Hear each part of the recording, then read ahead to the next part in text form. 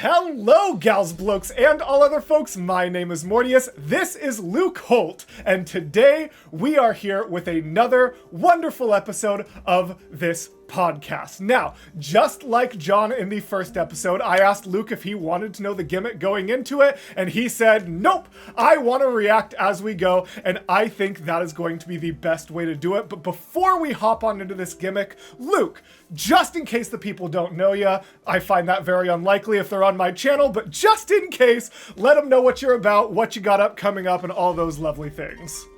Yes, hello. Thank you so much, first of all, Mortius, for having me on the channel. Second, hello, I am Luke Holt. I am a voice actor, streamer, musician, most notably known for my work as Zeus in Epic the Musical. I've been working on a solo album the past few months. And my first song is going to be dropping in July. Super excited about that. That's very exciting. If you do want to watch any Twitch streams, I stream every week. I have a schedule on my Twitch stream that is Luke Holt Official. If you want to check it out, come on by. And I have no idea how long this episode's going to take to edit and come out, but once we get to like fall, there is a good chance I'll actually be collabing on the Twitch channel again because my work schedule is finally changing. But that's a completely different thing, but hopefully I'll be able to join Luke and Casper for some of those fun things. So yes, Absolutely. Make sure you are checking out Luke. Links in the description to all of his things. Make sure you're checking out his Twitch. Make sure you're watching out for that solo music. But for today, we need to get into what we are doing, which is another exciting episode of I Turned This Actor into a D&D Character. So this entire interview is going to be structured around the generation of a character sheet based on you as a person. So this is going to allow for a little bit of that introspection and interesting things like that, but also just allow us to go down some kind of interesting paths that we might not otherwise be able to go down in a typical interview format. Now, obviously, I know you have played a lot of Baldur's Gate, which is obviously in the D&D world. What is your D&D experience outside of that game? I love D&D. Great. And when I say I love D&D, I mean I love it. We actually just I'm also in another musical, the Thorns and Roses, the A Court of Thorns and Roses musical, and we just had a one shot in the world of Akatar, which that was sounds really so cool. Fun. Oh my gosh, that's amazing. Well, yeah, so then you are going to know all these things. I have definitely simplified the character sheet significantly. We're not going to be like picking out armor and things like that. But as far as these stats, we've got a pretty good system going on. So without any further ado, let's hop into turning Luke Holt into a D&D character. So, we are going to start out kind of up at the top of the sheet with our ability scores. Now, I'm not going to say this super in depth in every episode because I said it a lot in the first episode, but just as a quick reminder for those of you who are unfamiliar with D&D, 10 is a baseline stat. That is just like your average plus minus 0. Technically, the stats go from 1 to 20, but if you had a 1 strength, that's like literally completely immobilized, and a 20 is like literal like godhood kind of vibes. So typically a character is gonna float like 6 to 7 at the weakest to like 16, 17 at the strongest. With that in mind, Luke, how would you rate your own strength? I feel I'm pretty strong. Yeah. So I've deadlifted quite a bit in the past.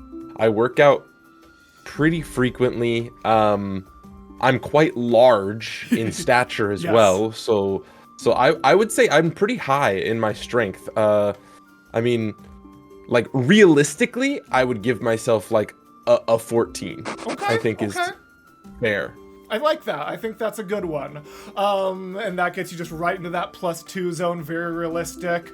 How do you feel like that effect? Because physical health is something that is definitely very overlooked when it comes to performances and things like that. And I know you're not like as frequently on stage as maybe some of the other people that I have on this series, but when you find yourself doing, whether it be live performances or even singing in a booth, how do you feel like that physical strength, that fitness affects you as a performer?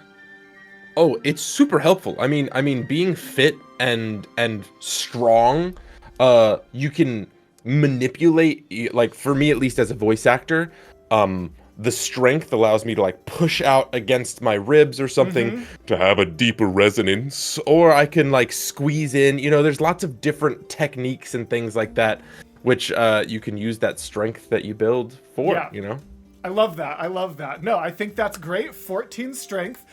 Onto the second of our physical stats, dexterity.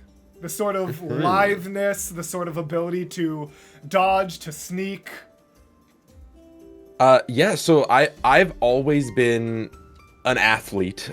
Before theater, before acting and everything, I did athlete stuff. I would say I'm probably not as dexterous. That's a tough one because I feel like I'm pretty even with strength and dexterity.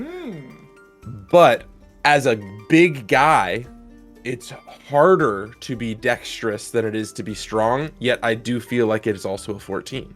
Interesting. Okay. One thing to keep in mind that's worth mentioning if you're like really struggling with any of these, we are still going to hop into skill proficiencies at the end. So if you're like, ooh, like maybe my dex is a little bit low, but I still feel like if I need to be acrobatic, I can be, you could always drop your dex a little lower and then put one of your proficiencies into acrobatics.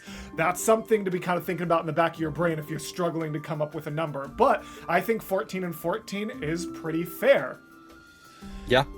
Con's a weird one for, like, to kind of think about. That one, in D&D, you're usually only caring about con for your HP, and in real life, like, the HP isn't really going to matter. Like, that's not, everyone's pretty much equally squishy, plus or minus a tiny bit. You're not going to end up being able to take a sword just because you got better at your con. So, with this one, I focus a little more on the fact that it's like saving throws against poison or against sickness, things like that. So like Constitution would be my dump stat because I have like the spice tolerance and immune system of a Victorian era child. I love spicy food. Ooh. Like it's so good. Like and I don't shy away from like that sort of stuff, but like when it comes to sickness, if I get sick, I am on my deathbed. Knocked out. If I am partaking in festivities, I am the first one to like crash into the couch. Like I feel like this is that big stamina, time my dump stat. Okay. Unfortunately, especially as a large guy, it's like very strange that I cannot like handle a lot of these things, Yeah. Okay. So where would you land that? Are we thinking all the way down to like the -2, like 6 or 7 zone, or more realistically sitting in like an 8 or 9? I mean, I would love it for it to be a 9, but I'm thinking it's like an 8 or a 7. I'm thinking it's we'll go with 8 because I was gonna say, keep in mind that the even numbers are when we bump up. So 8 and 9 would both be a -1, but 7's where you get to that -2 where you're really struggling through it. So I think 8, based on what you're saying, sounds fair because you're not, frail. You're not going to like be blown over like a leaf on the wind. But I think 8 makes a lot of sense. Yeah, like if I'm on a plane and I hear someone sneezing, I'm like, I'm cooked. I'm catching whatever that is. Like I'm catching it.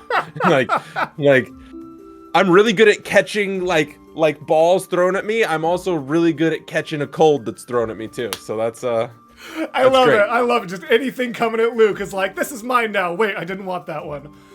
Yep. Now we get to the mental stats, and that's always something that's kind of difficult to self-evaluate in like a realistic and healthy way. This is kind of challenging people to really look at themselves realistically and, less self-deprecatingly and things like that. But no one's going to judge if you say low. No one's going to think you're egotistical if you say high. I really want you to kind of think, how do you feel like your intelligence rates compared to just the average of your peers? I will say I do believe I have a very high intelligence. Nice. But I also do believe that there are things that cause me to come back down to 10. So I have my master's degree. Cool. Whenever I took the SAT, I got a near perfect score on the math section. Like I have a very high raw intelligence. Okay. But I've got nerfs such as dyslexia, severe dyslexia. Okay. So reading is more challenging, right? So like maybe my language proficiencies are really bad. You know, I have really bad ADD, ADHD sort of thing. So again, focusing, staying on task is like impossible for me. And also rash decision making, right? So like I said, like on paper intelligence, I would put more in whiz though. Okay. Like the impulse control is much more of a whiz thing. Everything else you've said, I can see it being a debuff to intelligence, but impulse control definitely fits in whiz for me. Yeah. So I mean, so that's the thing, is like on paper, if I were to take like a test, slay it, absolutely crush it. But it would take me a little longer. So throwing the ball back in your court, how would you calculate that if this person, like theoretically, like if I were a wizard, I could learn that book perfectly, and my memorization really good, but it just takes me a touch longer, and I don't stay with the book for as long as I should, and you know what I'm saying? So like, honestly, I don't think that would negatively affect, because in like a combat scenario or anything like that, like this modern world is not built for our brains, but in a situation like there's a reason, besides obviously just the identity of his son and wanting him to feel seen, but there is a reason that Rick Riordan was able to realistically turn like Demigod's combat prowess into an ADD explanation. So while I definitely think if you were creating like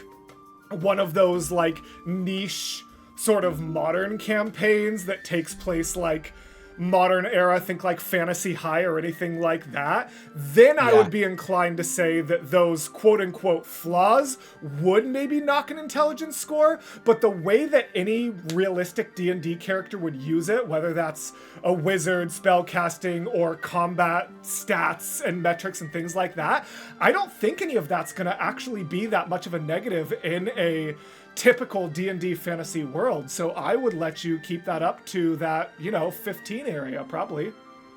Yeah, I was going to say 15 or 16 would probably be the intelligence aspect again, because like just logic wise, like I'm very quick with logic and all that stuff. I love that. That totally makes sense. That makes a lot of sense. And I love the way that we can kind of think about like, those things that feel like flaws in this modern world that's not built for us could be not only not flaws, but even strengths in a different setting.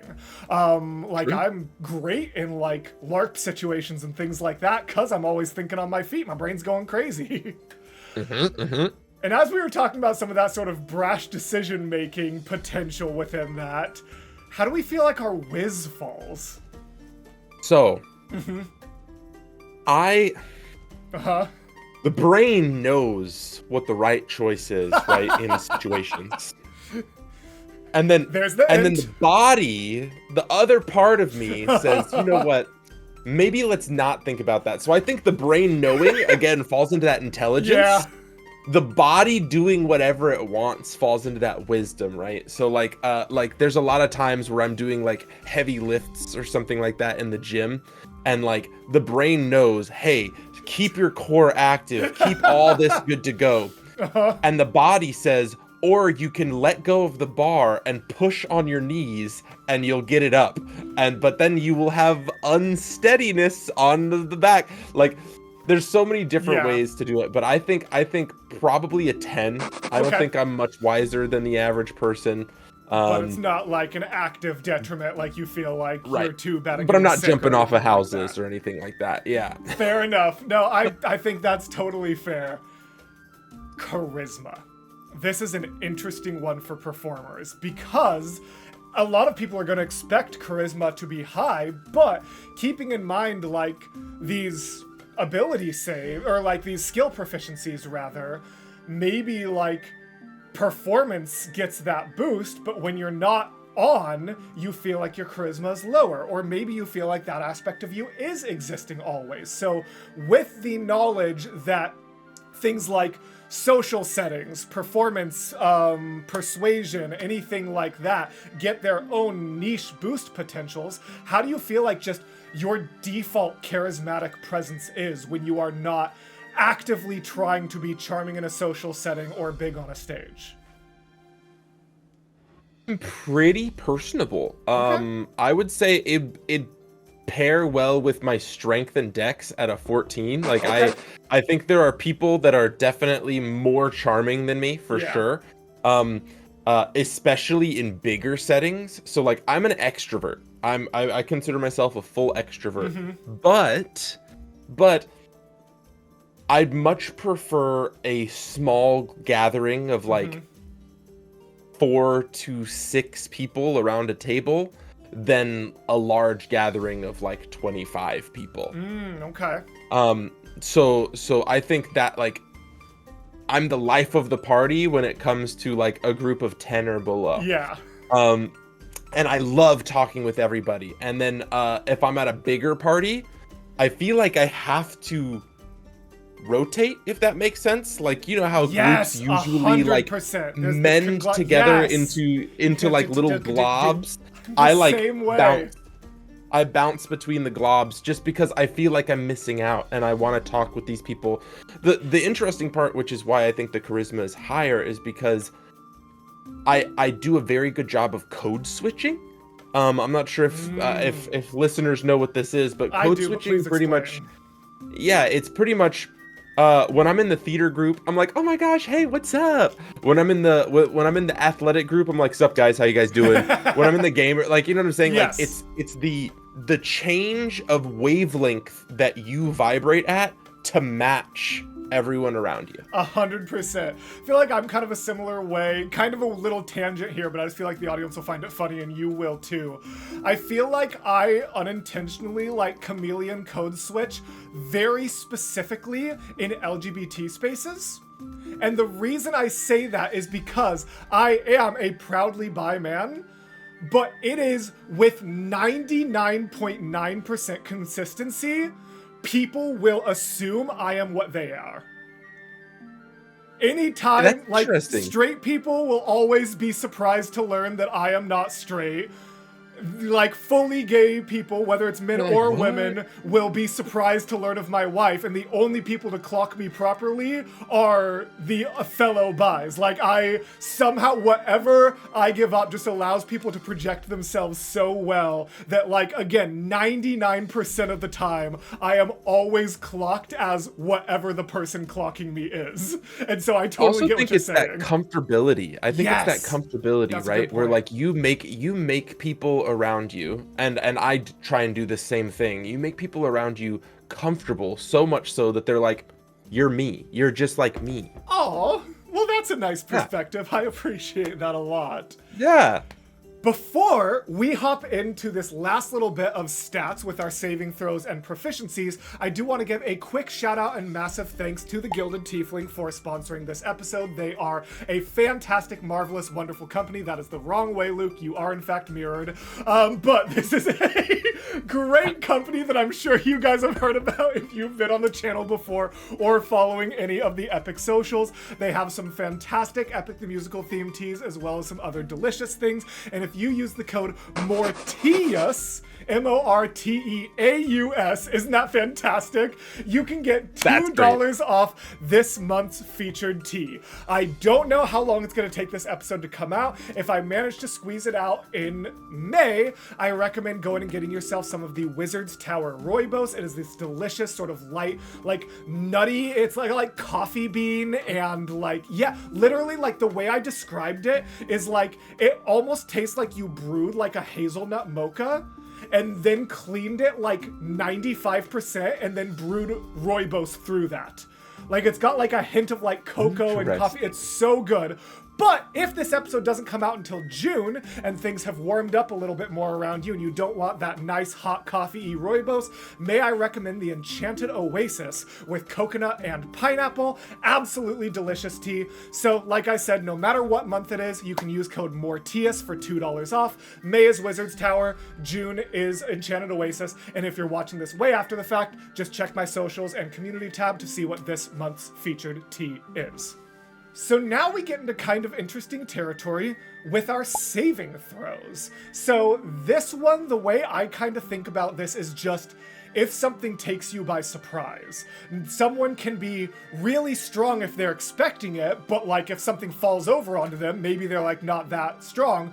And I'm like personally the reverse of that. I would, if I was filling this out, put my strength at like maybe an 11, just a tiny bit higher than average. But if I'm like helping build a set or anything and something's gonna fall over, like even though I wouldn't put my strength super high, my dex and strength saves I would put proficiency into, because I'm really good at just being like, oh shoot, catch! And people are like, how did you do that? And I'm like, adrenaline, baby! So, if you think not just default and preparation, but something's taking you by surprise, an int save would be a trivia question out of nowhere. A charisma save would be an unexpected, like, social situation you have to adapt to. Con save being you just ate something really gross and have to suppress that gag reflex, like something like that.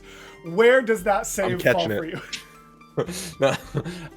Yeah, so I think unlike you in the sense of this, my strength when I'm surprised, I'll get knocked right over. Ooh. So see, that's what this format's so interesting. I do have this sort of like sense if something's gonna hit me, like even if I don't see it, I just tend to move out of the way. So I would say Dex has a great save. And then I would say, so for the majority of my life, I was a lifeguard. And in heat of the moment things, I was always able to come up with a really, really quick, really, really nice mode of attack. Like, okay, this is what we do first, this is what we do second. And so I think intelligence. So it'd be Dex intelligence would probably be my 2. Nice. I love that. Those are great answers. And then for our skill proficiencies, now obviously every class is going to have a different amount of skill proficiencies, but I don't want to overcomplicate the podcast. I spent a lot of time trying to figure out how to simplify it down. As a fan of D&D, if you feel like you have more or less than what I'm about to say, please feel free to take over.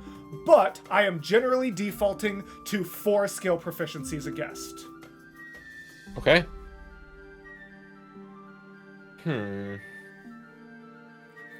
Okay, Minecraft villager. Why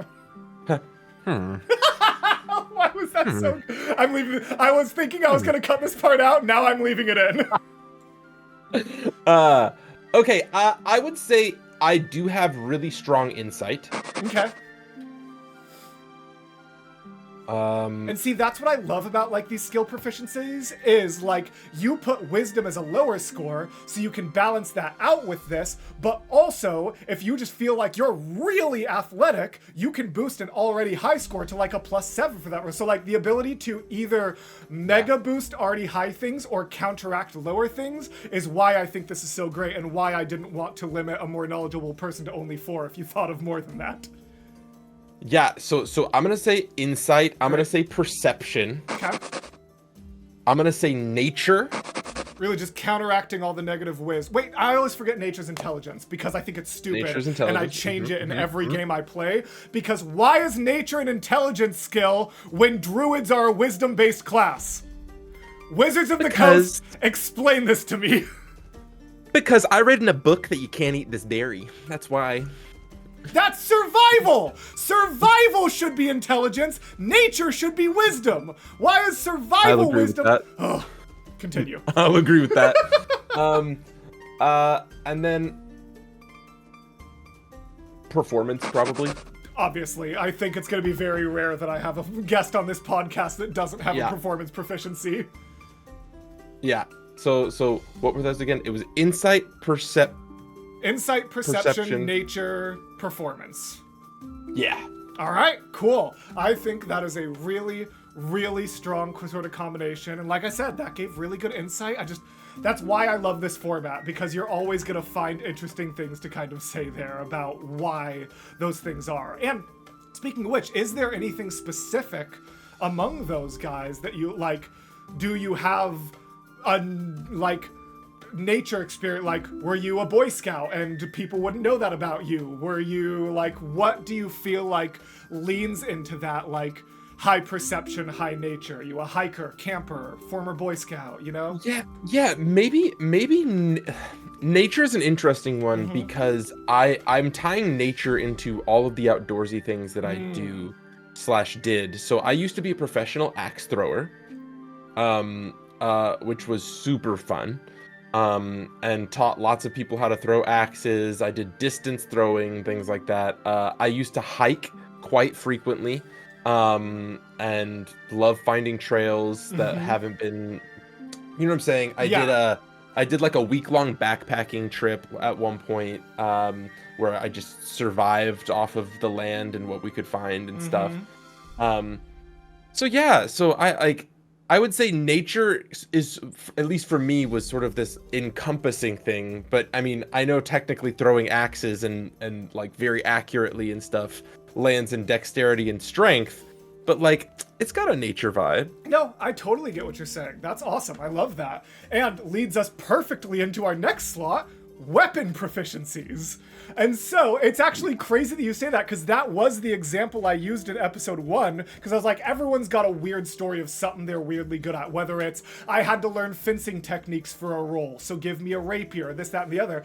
And what's funny is you and I totally need to get together and bond over this, because the example I gave to John Madison in episode 1 is that growing up, my dad and I would make wooden targets and do hatchet throwing. And so Yes. I'm really good at like that sort of physics of that, and so I would totally give myself those like +1 hand axes. So I'm guessing we are going to start out with a very good, strong throwing axes for you. For sure. Anything else that would kind of surprise people that you would find yourself being pretty good at? Okay, so I'm not sure how superstitious you are. Okay. But Mackers, do you know what that is? I Mackers. The Scottish play. Okay. Oh, Mackers. Yes. Thank you for being. Yes, I have not heard that specific shortening. Very much so. Yes. Yes. So I didn't want to say it on your channel because. Appreciated. But I played the Mackers in a production of Mackers. Really? Yes. And the way that we did it was, the reason that he was sort of a warrior king was because of his strength, his big strength and stuff. And you know, usually it's about skill and like being quick with it and stuff. I had the biggest like Zweihander like claymore that was like a double thing, and so like I would like do like these huge just swiping like attacks and stuff, and it was just incredible and so fun. Yeah, that sounds really cool. That sounds really cool. That sounds like something. When are we LARPing together? That's what I'm hearing right now. Dude, when are we gonna LARP?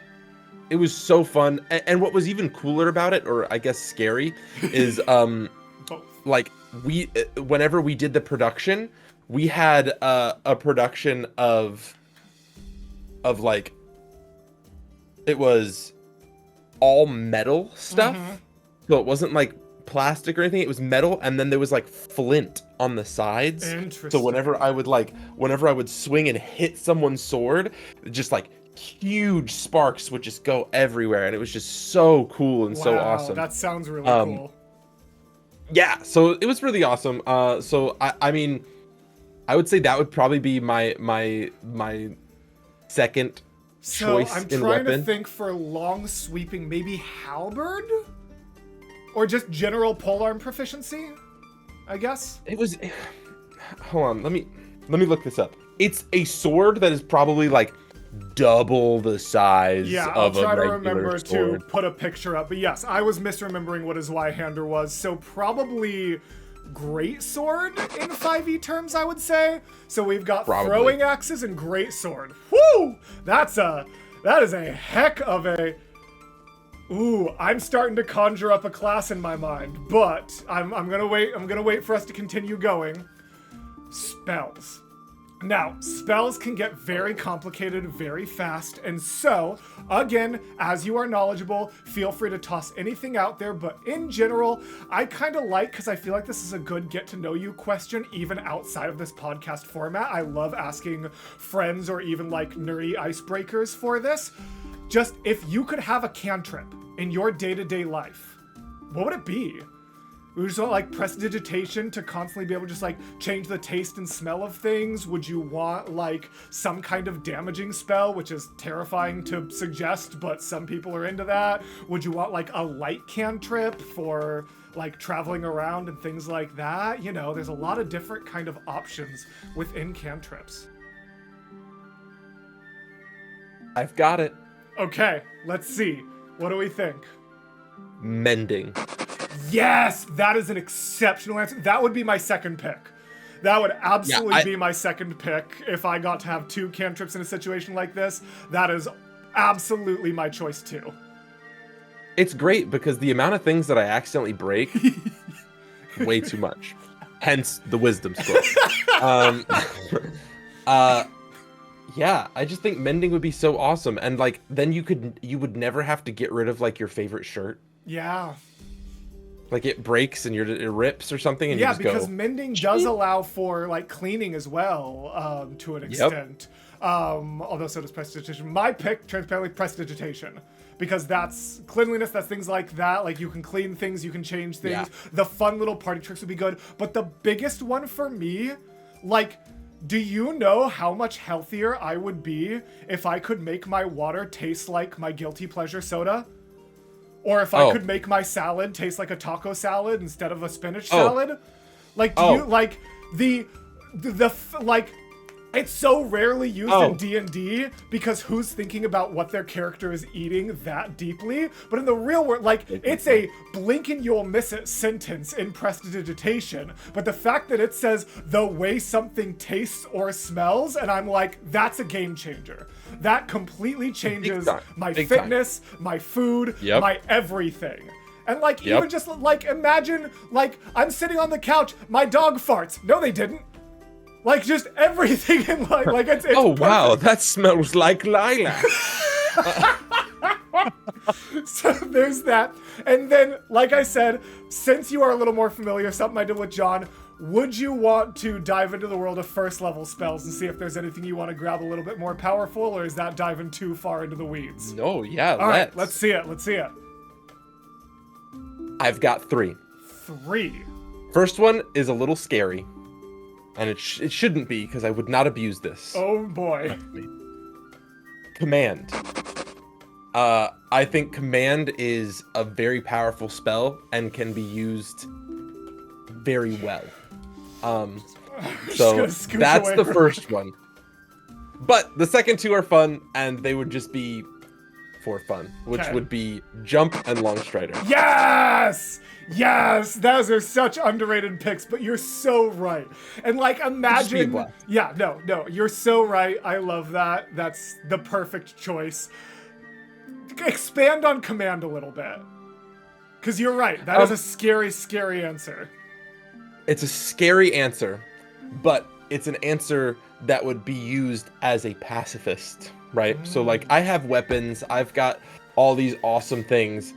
If someone that's coming at me is terrifying and I do not want to fight them, I can command stop. Yeah. And then walk away. Ooh, you know, walk away. It's such a cool way to what's the word I'm looking for? Disarm situations. Like, let's say there's someone who's like in a rage, like a barbarian, let's say, of a person who's in a rage. Like, even a stop, so that I can try and take a turn or two to talk with them, to utilize my ability of charisma to like de-escalate a situation, I think is the biggest thing. Obviously, command can be used scarily, but so here's a tough question for you. Okay. How confident are you in your ability to fight off the concept of absolute power corrupts absolutely? that is a powerful tool for someone to have. And even like, I would never let myself take that, because I just genuinely, like, hopefully people don't see this the wrong way. They're like, oh, what does he think he's gonna do? Like, just like, not anything awful, but even just like the ease of like being able to just like very quickly, like, even when I'm just stage directing, like, to resist being like, hey, like, just do this. Go, like, do this Yeah. real quick, or like, build, like, just the resistance to very easily and quickly be able to direct a group of people, as I am a theater director. Like, I would never use it sinisterly, but I don't think I would only use it pacifistly. I think the ability to optimize a situation with something like that would absolutely go to my head. Correct me if I'm wrong, it can be used on animals too, right? Or is it only human? That's a good question. You keep talking and I'll find it. Yeah, because if it is used on animals as well, this would make for a great Beastmaster. Like, you could have all sorts of pets, but then your bonds with those pets, again, you're going into like this thing where like command, that's not building a bond, right? So these pets could hate you, and you're just telling them where to go and what to do. So yeah, it's very interesting. I looked it up, and there's an interesting answer to that would kind of get into like the weeds of like you would almost have to train them a little bit first, because the spell has no effect if it doesn't understand your language. So it has to be an animal intelligent enough to already know the command. So if you teach, so if you've already taught an animal sit, then you could say sit and they would do it whether or not they wanted to, but they have to already understand the command. So you couldn't do it to just like a bird on the street and be like, fly away, stop bothering me. Or like tell a spider, go outside. Like it is limited to the creature has to understand the language of your command. Well, then I think that would be even more like if you built that bond of trust with an animal or something like that, where they trust you to make the right decisions. Like, for example, my intelligence stat is very high, so in situations where you have to use logic and strategy, but you need to be able to control multiple things. Boom. Interesting. But I think a big part of it would be like, in order to stop that corruption, the initial question, the corruption of like all power setting in, I think you would have to make a rule about it, right? So like one of my rules would be, if it is not used in self-defense, I must first ask for permission. Ooh, that's a great way to phrase that. You know what I'm saying? Yeah, so like 100%. So like if you're like, if someone's like, hey, like, I don't know what you want, can you just tell me exactly what to do? Can I use this so that you can just do what I want you to do? Absolutely. And then you do it, and then they just do it. And then they're like, oh, that was easy. It's almost like I didn't do it. It's like, well, you didn't. Fascinating. And I didn't even think about like, oh, weird. Okay, that's interesting. I like that. You could almost, okay. See, now I almost would be like... Mortius, do a backflip. Because like, I was about to say, now, like, what I was about to say is, I'm like, now I would almost be okay with you having, as long as I trust you, because you could be like, Mortius, go to the gym, and I'd be like, finally. Like, even if I had someone in my life that had command, that would just fix my executive dysfunction. I'd just be like, tell me to do this. Yeah, and it just happens. And so I think that's a really cool way to do it. Is there, like, I wonder can you if command yourself? That's exactly what I was about to say! Can you command yourself to get around executive dysfunction? That's genius. That's hilarious. That's incredible. Now, we get into what might be the toughest singular part of character creation, but also self-evaluation. Ideals, bonds, and flaws. Describe one ideal that drives you. Your ideals are the things that you believe in most strongly, the fundamental moral and ethical principles that compel you to act as you do. Ideals can encompass everything from your life goals to your core belief system. And in the last episode, I had the list of like ones you can just roll with a D8, and now I can't find it and it's driving me crazy, so you get to be really extra creative. I'm super excited because I don't think the D8 could say what my true belief system is, and agreed. it is that we are all connected. To be clear, sorry, yes, we are all connected. I love that. I love that. My biggest ideal in life is we are all connected. We do not know each other's stories fully, but as long as we lead with kindness, that connection can be like tended to and flourish into a beautiful garden of connection. If we greet the world with non-closed limbs?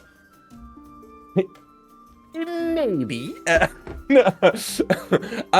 I mean, it's more so like even if you're distrusting of someone, right? Let's say if you don't want to greet them with open arms, still greeting them with kindness and love and wishing them well as you pass them by with your closed arms. You know what I'm saying? Like it's all fair, about actually. that. I like that. That positive human connection, right? Yes. Obviously, I'm not saying go out and be like, wow, I trust every person I meet. Trust is different than love, yes. right? You can give love and kindness to everyone you meet. Yes. You can do it. Which is different than trust. You could also trust do it isn't with given, trust, it's but forged. yeah, it's forged. Exactly. 100% Hephaestus. Oh my gosh, slay. Yeah. Actually, so I love this format because it's not going to lead down the typical roads of just like, asking you everything about Epic as every other interviewer has done in the last year. But I do have to ask, since we're on topic one of the anyway. Thank you. That was the question. Yep. I was like, Yep. I know he said there were a lot of voices doing it, and I know you do a lot of the background voices, but I wasn't sure if that was the case. So confirmation here, y'all. I'm in most all of them. I'm in Wow. most all the background voices. That's it's pretty really cool. fun. It was really, really fun. That's awesome. That I want to ask, like, practical questions about that, especially now that I'm working on my own musical, but like I'm sure that's gonna get into like India, like let me call Jorge and say if I can answer this territory, but I'm curious how that like affects your role and affects the back end that you receive. But I know those are all questions that are a little bit more private business side of things, but it is curious. No worries. After the podcast, we'll talk all about it, and all of the people behind the scene, or all of the people that are watching now, you don't get to know. Only Mortius. Bonds is a fun one.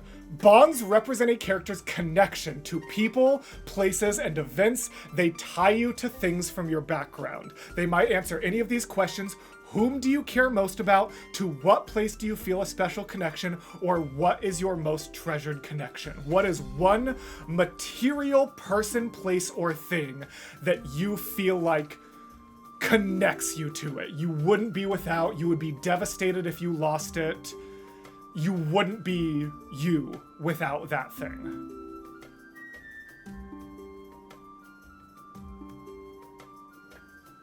That last statement makes it harder, right? So I was going to say my wife, which I would sacrifice anything and all things to make sure that she's safe and taken care of. But if tragedy struck, to say that I wouldn't be me without something is very difficult to very difficult. Let me clarify, because you're so right. I phrased that poorly. You wouldn't have become who you are without it. Boom. Okay, my wife. My lovely wife. I think there are very few things that I could lose that would change me completely. But yeah, when I say you wouldn't be the same without it, I mean you wouldn't have been the same without it. Not you wouldn't be the same if it evaporated. Yeah. I met my wife and we were friends for like 2.5, 3 years before we were ever romantically involved. And this person is just the cornerstone of like, you know what I'm saying? Like she's helped me through very, very dark times. She's brought me up to the top of mountains. You know what I'm saying? So it's just, she is fantastic. Trust me, I very much know what you're saying. Are we about to get into the wife guy portion of the podcast, where we just rant about wife guys? Wife guys, woo! Boom. Here we go. Let's see if he can do the right direction. Let's see if he remembers how to mirror. Woo! Good job. So Kaylee, add a clap sound effect and like move his arm so it actually meets there. But yes, no, it is lovely hearing. That was a really good one, actually. It is so great hearing you say that. I feel like there's not enough just absolute appreciation. I can tell by just like the way, like whenever I talk about my wife in a video, the comments are like, oh my gosh, like I need someone who talks about me the way that Mortius talks about his wife. And I'm just like, why is it a surprise to say that she is my everything? Why is everyone so surprised? Here's what I'll say. Patience. You'll find that person that you feel that way about, and they feel that way about you. I found them when I wasn't looking, right? And that's just how it tends to be, right? Just live your life the way that you want to live it. And if you so happen upon someone that is on that same path, right? You tend to have a lot in common. Yes. So. Yeah, no, I think that's great. I'm sure we could wife guy forever, but we're already approaching that hour mark. So we have to get to flaws.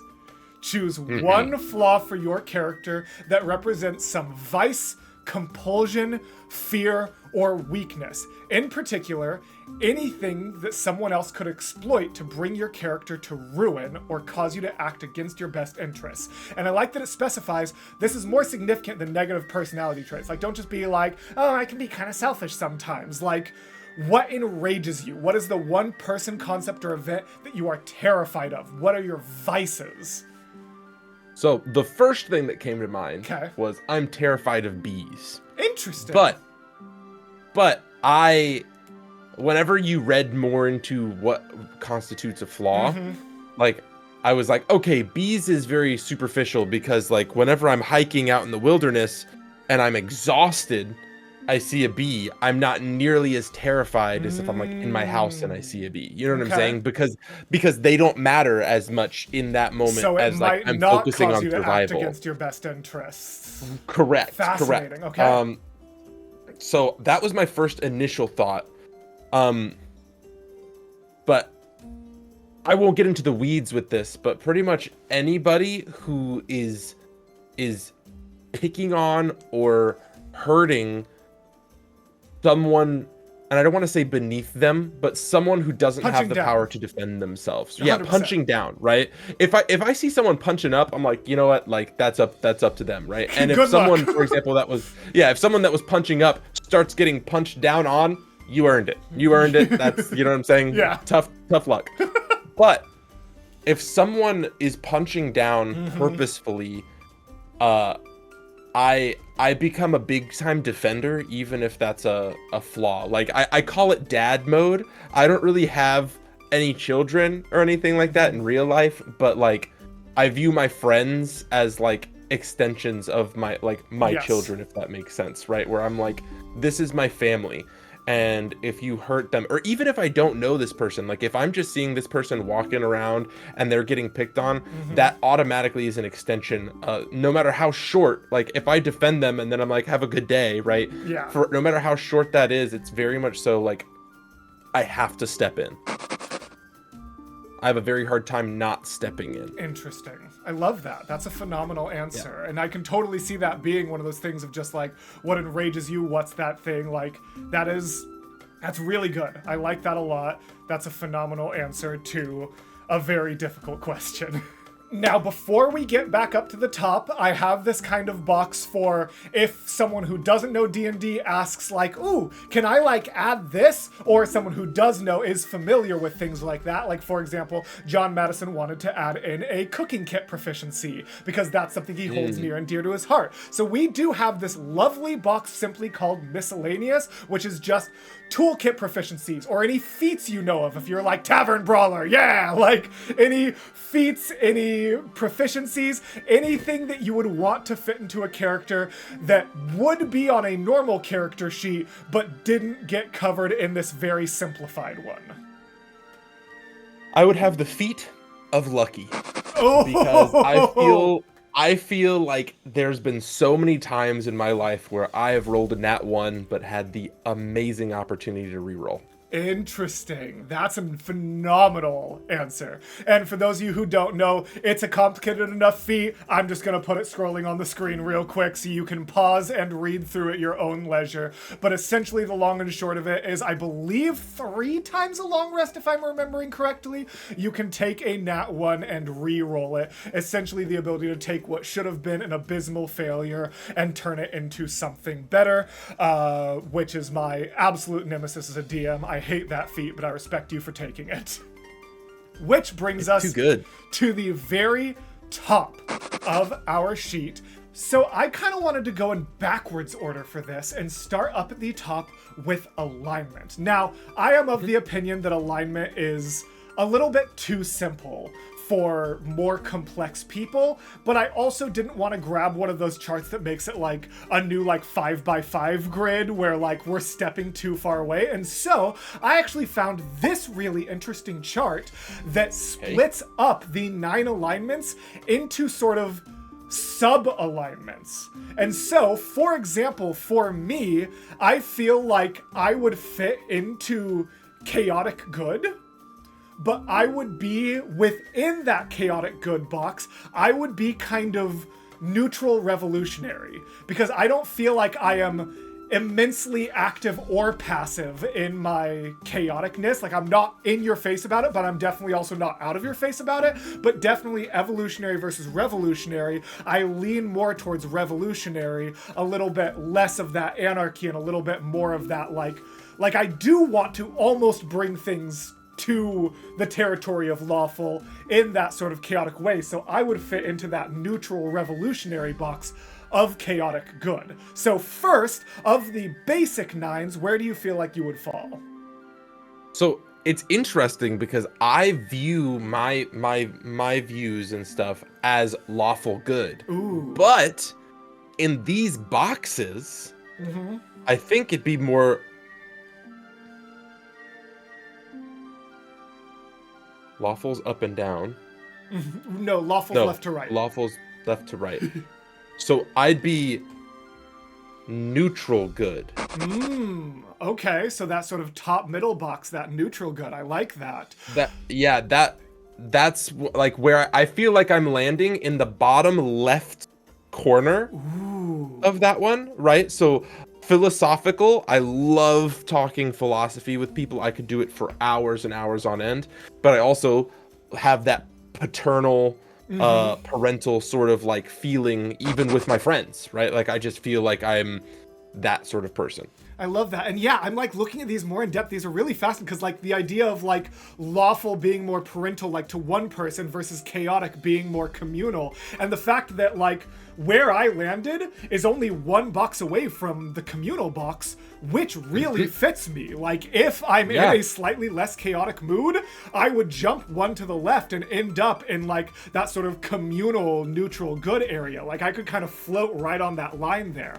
And so for you to kind of land, again, only 1 box away from that lawful good you were thinking of, but it's also interesting that the way this chart sort of aligns it is that philosophical is at the bottom of the good side, as in like the idea of like if you are just like that ultimate like paragon of good, you don't even need to think about the philosophy. You are just good. And who among us is actually truly ascendant and just good? No one. So the idea that it says like philosophical is like going a little bit further away from true goodness while still being in good is great. So I think that little purple land of parental, philosophical, neutral good is a really cool place to land there. Thank you. Applause noise again, please. Now we get to our background. And with background, you can absolutely pick from any of the 5e backgrounds we might be familiar with, performer, acolyte, any of these things, or if there is just one word, like 1 or 2 small words that you feel like really envelops where you come from, you can make yours up, because I often have a hard time when picking backgrounds. So like, if I was thinking about one, I don't think I would pick any of the like ones that already come with 5e. I would do like small town ascendant or something like that, like someone who started small and then went to something bigger. Yeah. I'll say the Traveler. That'll be what I'll say. The Traveler. Whoa. Because I grew up in a military family and have always been moving. Even whenever I finished my time in high school, I went to multiple different colleges, went all over the United States, just everywhere. So I think the Traveler would be where I would say, and what it would do for me, the background, what it would do is it would help with my insight as well as my perception, because I get to know so many more people, so many more cultures and things like that. I love that. That's awesome. That's really, really cool. Now, this is the sort of least realistic one, but we can't not include it in. Obviously, there is probably no one I'm ever going to interview for this podcast that wouldn't be human. That would be a very interesting episode if I somehow ever managed something other than that. But well, my eyes start listening, just like I am an hypothetical reality where, and I want to be clear, you don't have to think about the stat changes or anything like that. Purely aesthetic. Let's say you are transported into this fantasy world and everything else about you stays the same. If you choose an elf, you're a beefy elf. If you choose like whatever you already have is all accurate, what would just be A, the most interesting, but B, the most just you, not to like go into like almost like, you know, dysphoria image territory, but just what would you be able to wake up, like look in the mirror and be like, yeah, that's Luke Holt right there. I would be a very large one, but I think like a halfling, like the culture of halflings, having that community and that love above everything, right? Having that, I think that's one that I thought of. Whenever I first thought of it, I was like half orc, just because of like I was thinking the that athletic too. background, Yeah. the athletic background, and sort of like breaking off of that and going for what I love, right? So yes, like half that's orc what I was having gonna like say. sort of, It's like depending on like your upbringing, like how much you feel like you've broken off that. So either of those are interesting answers. What if you I'll say had half to pick orc. one? Half orc? Okay. I'll say half orc. I'll say half orc. I liked that one, like coming out of my mouth a little more. Yeah. Perfect. Which then brings us to class. Now, normally your class is going to inform your decisions, but this time your decisions were informed by yourself. So we worked very backwards. I have two potential things in mind, but I want to let you go first. As you have found all of these numbers, realized all these things about yourself, considered where your weapons, spells, saving throws, your high stats and your dump stats, what class do you feel like Luke Holt fills? All right, we're gonna go through these again. Okay. Strength was a 14. Mm-hmm. Dexterity was a 14. Yes, it was. Constitution was an 8. Yes. Was it a 7 or an 8? What did we end up deciding on? It was an 8. Okay, it was an 8. cool. Hopefully. God, please. Please. I don't need to be sick anymore. Intelligence was a 16. Yes, it was. I remember that. Wisdom was a 10. Yep. And charisma was a 16? I want to say you said 14 because you said that it felt like 14. that would match like your just solid strength and dex. Perfect. 14. So 14, 14, 8, 16, 10, 14. Yes. Okay.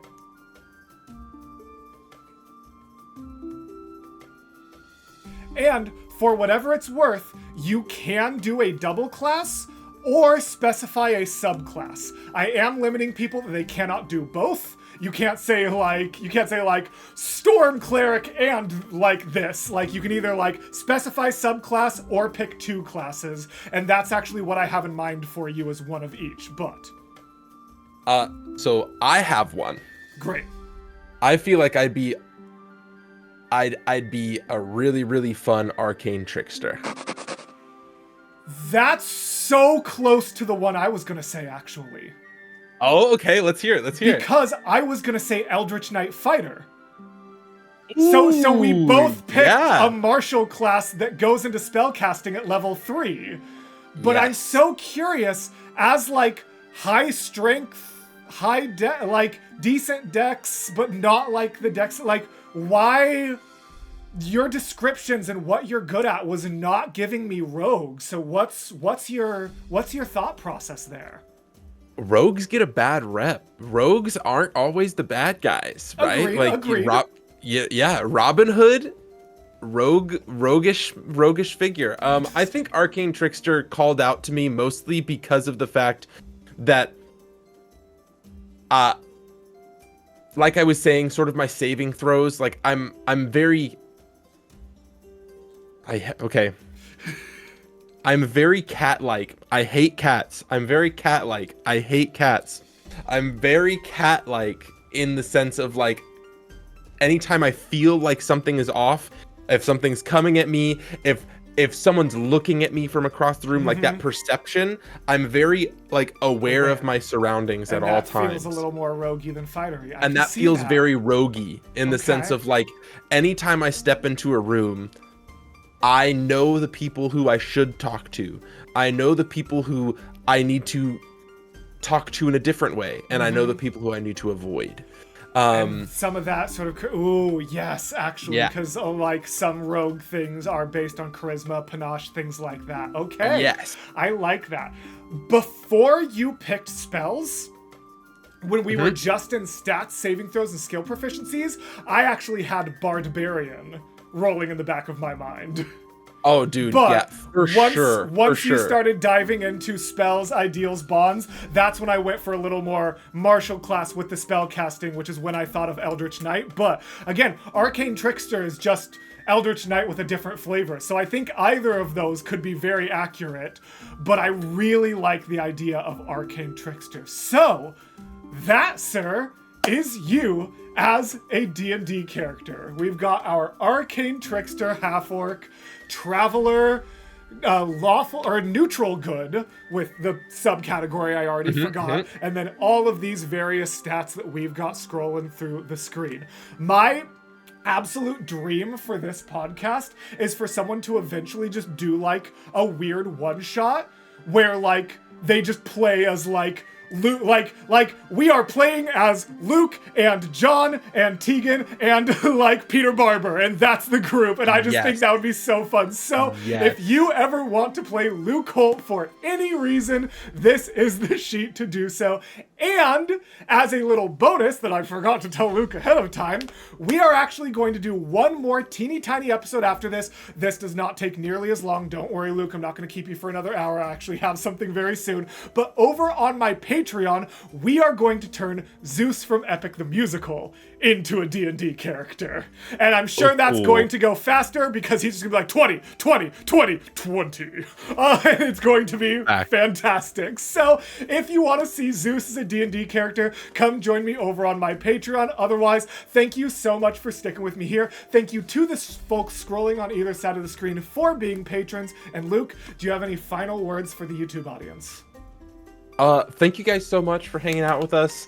Check out my album coming out, the first song coming out in July. And if you want to draw Luke Holt as a half-orc with all these stats and stuff as an Arcane Trickster, please do it. Heck yeah. And by please do it, he means make your own interpretation, because I haven't even told him that I have someone commissioned to make them at the end of every episode already. So it'll already be up by the time this episode goes up on the character sheet. Hey Luke, you see that weird bottom left spot, blank space on the character sheet I have shared? Yeah. That's for the art. So we are going to have art by the lovely Stormy. They are absolutely wonderful. They do all of the character art for Fated the Musical, something you should also check out in the description.